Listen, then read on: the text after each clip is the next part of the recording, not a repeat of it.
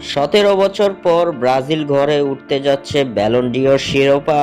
বিস্তারিত জানতে পুরো ভিডিওটি দেখুন এবং খেলার সব আপডেট পেতে সাবস্ক্রাইব করুন আমাদের ইউটিউব চ্যানেলটি ও ফলো করুন ফেসবুক, ইনস্টাগ্রাম ও টিকটকে। দর্শক, ভিনিসিয়াস কি ব্যালন ডি'অর জয়ের যোগ্য দাবিদার? আপনাদের মূল্যবান মতামত আমাদের অবশ্যই কমেন্ট করে জানাবেন।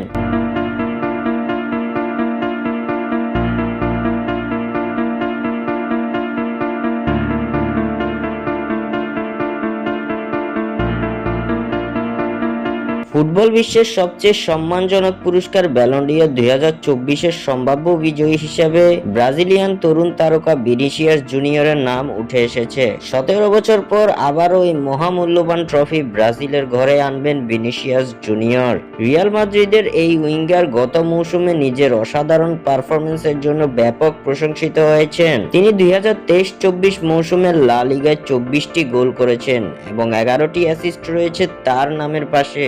ভিনির করা চ্যাম্পিয়ন্স লিগের জয়সূচক গোল রিয়াল মাদ্রিদকে এনে দিয়েছে তাদের 15তম শিরোপা, যা তার ব্যালন ডি'অর জয়ের অন্যতম বড় কারণ হিসেবে ধরা হচ্ছে। ভিনিসিয়াসের সঙ্গে এবারের ব্যালন ডি'অর জয়ের দৌড়ে রয়েছে কিলিয়ান এমবাপে, জুড বেলিংহাম এবং রদ্রির মতো তারকারাও। তবে স্প্যানিশ মিডিয়া রিপোর্ট অনুযায়ী ভিনিসিয়াসই এই পুরস্কার জেতার ব্যাপারে নিশ্চিত হয়েছে। জুড বেলিংহাম এবং ম্যানচেস্টার সিটির রদ্রিকে পেছনে ফেলে এই শিরোপা জিততে চলেছেন ভিনিসিয়াস জুনিয়র, এমনটাই ধারণা করা হচ্ছে। ভিনিসিয়াস জুনিয়রের সম্ভাব্য এই বিজয় ব্রাজিলের ফুটবল ইতিহাসে আরেকটি গুরুত্বপূর্ণ অধ্যায় যোগ করবে, কারণ ব্রাজিলের ঘরে সবশেষ ব্যালন ডি'অর এসেছিল 2007 সালে। সেবার এই মর্যাদার পুরস্কারটি জিতেছিল কিংবদন্তি রিকার্ডো কাকা।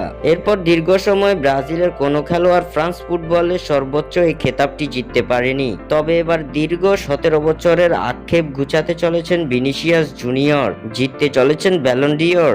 স্বাক্ষর থেকে সাদ বিন ইসলাম।